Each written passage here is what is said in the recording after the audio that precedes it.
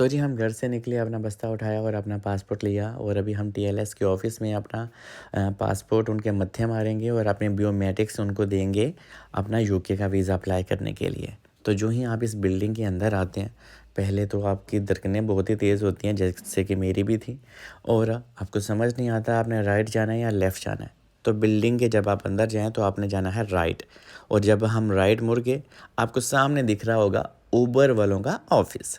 तो जनाब यहाँ पे उबर शूबर का भी कोई काम होता है, ठीक है। अभी मैं इतना अमीर तो हूँ नहीं, मेरी गाड़ी नहीं है, लेकिन अगर आपकी है तो आप आ सकते हैं। तो जो ही आप और आगे जाते हैं तो आपको लेफ़्ट होना है, मतलब कि पुट्ठे हाथ। तो जनाब अभी हम ये उल्टे हाथ हो गए, और उल्टे हाथ जाके बिल्कुल हमने वो नीचे जाना है, ठीक है। और यहाँ पे जब आप नीचे आ जाते हैं, आपको साथ में जिम भी दिखता है, आपको क्यूट क्यूट लड़कियाँ भी दिखने को मिल जाती हैं। और अभी आपने ये सारा कुछ देख लिया है तो आपको और आगे जाके आपने लेफ़्ट मुड़ जाना है। तो आपको टीएलएस वालों का ऑफिस दिख जाएगा बहुत आसानी से।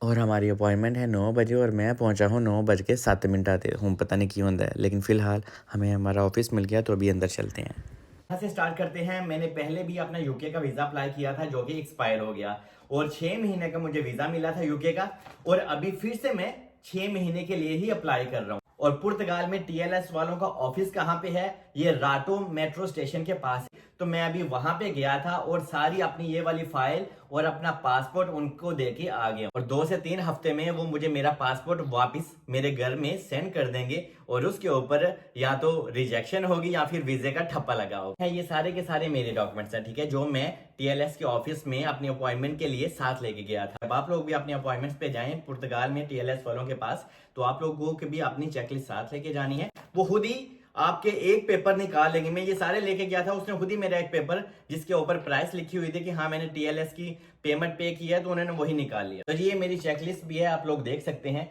ये कवर लेटर एक एक चीज है इसमें लिखी हुई है, मैं आपको पढ़ के बता देता हूं अगर आपको ठीक से यहां से दिखाई नहीं दिया तो। कवर लेटर बिल्कुल क्रॉस लगा हुआ है, ठीक है। ये चीजें सारी मैंने की हुई थी और आपको भी जरूरत है। कवर लेटर होता क्या है? जिसमें आपका एक पूरा प्लान होता है, आइटनरी प्लान होता है कि हाँ भाई मैं ये काम करता हूँ, मेरा इतने दिन का मुझे वीजा चाहिए, मेरे पास ये थोड़े से फंड्स भी हैं अपने आप को। और आपने जहां पे जाना है ना यूके में, जैसे कि मैं यूके का अप्लाई कर रहा हूं, तो मैंने लंदन को फोकस किया है। मैंने लिखा है कि हाँ भाई मुझे लंदन को एक्सप्लोर करना है। मैंने बिर्मिंगम का नाम भी लिखा है, ये लफ्ज थोड़ा सा मुश्किल है मेरी जुबान पे नहीं आता, एक सिटी है बिर्मिंगम। और मैंने 4 से 6 मशहूर जगहों के नाम भी लिखे अपने कवरिंग लेटर में और अपने आइटनरी प्लान में कि हाँ भाई मुझे यहाँ यहाँ पे जाना है और इस जगह को देखना है, और आपके यूके को अपने वीडियो के थ्रू और ज्यादा खूबसूरत बनाना है। पहला वीजा 6 महीने का मिला था, उसमें तो मैंने अपनी कोई अपना काम का कॉन्ट्रैक्ट भी नहीं लगाया था, सिर्फ और सिर्फ मैंने अपना व्लॉगिंग का बताया था कि आई एम ए यूट्यूबर। तो प्लीज अगर आप मुझे मौका देते हैं तो अपनी वीडियो के थ्रू मैं आपके यूके को, आपके लंदन को और ज्यादा खूबसूरत बनाना चाहता हूँ, व्लॉगिंग करना चाहता हूँ। लेकिन इस दफा सीन थोड़ा सा डिफरेंट था। सेम सारी चीजें वही थी, लेकिन इस दफा मैंने अपना काम का कॉन्ट्रैक्ट भी लगाया था जो कि पार्ट टाइम मेरी जॉब है। और मैंने अपनी 3 महीने की सैलरी स्लिप भी पार्ट टाइम की लगाई थी और अपने बैंक स्टेटमेंट लगाई थी। और बैंक स्टेटमेंट आपकी 6 महीने पुरानी होनी चाहिए, और आपको ट्रैवल टिकट अपनी करनी है, आपको अपने लिए होटल की रिजर्वेशन करनी है, होटल की बुकिंग और ट्रैवल टिकट। मैंने भी डमी की थी, आप लोग भी डमी कर सकते हैं। अभी होप के पास मेरा वीजा आ जाए, लेकिन मोस्टली हर बंदा डमी ही करता है। और बैंक स्टेटमेंट और इनकम टैक्स रिटर्न, मतलब कि अगर आपके पास आईआरएस है, पुर्तगाल में हम आईआरएस इसको बोलते हैं, आपने वो पेपर भी अपने साथ लगाना है। उसके बाद आता है ट्रैवल इंश्योरेंस और आपका पासपोर्ट। और याद रखिएगा, ट्रैवल इंश्योरेंस बहुत ही मेन पॉइंट होता है। यहाँ पे आपने बिल्कुल भी कंजूसी और चवली नहीं मारनी, क्योंकि यहाँ पे भी कुछ लोग ना डमी कर लेते हैं या कोई फेक सा बना देते हैं। तो प्लीज ऐसा आपने बिल्कुल नहीं करना। थोड़े से पैसे लगते हैं, और थोड़े से पैसे लगने में अगर आपकी प्रोफाइल, आपका केस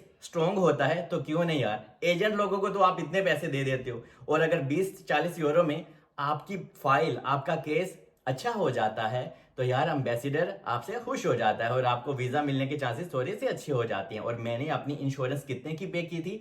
मेरे लगे थे तकरीबन 40 से 50 यूरो खाली ट्रैवल इंश्योरेंस के, और मैंने इनसे सिर्फ 1 वीक का वीजा मांगा है। और जब आपने अप्लाई करना है तो आपने भी 1 वीक का ही करना है, लेकिन ये मिलेगा आपको 6 महीने का ही, खुश होके। क्योंकि यूके का सीन क्या है, जब आप थोड़ा मांगते हो तो यूके आपको भर भर के देता है, मतलब कि 6 महीने का वीजा देगा। और कभी खुश भी हो जाया करो। इसके बाद आपको आपका पासपोर्ट चाहिए और पुर्तगाल में आपके पास पुर्तगाल का रेजिडेंस कार्ड होना चाहिए। और पुर्तगाल के रेजिडेंस कार्ड के बहुत फायदे हैं, जैसे कि यार मैं पूरी दुनिया घूमता हूँ, मैं पूरा यूरोप, मैं पुर्तगाल में तो रहता ही कम हूँ, मैं बस घूमते ही रहता हूँ अल्लाह के फजल से, क्योंकि मैंने यहाँ पे स्ट्रगल की है। और अल्लाह के फजल से जो यहाँ पे पुर्तगाल में स्ट्रगल कर लेता है, उसको जब रेजिडेंस कार्ड मिलता है तो उसकी सारी मुश्किलात आसान हो जाती हैं। और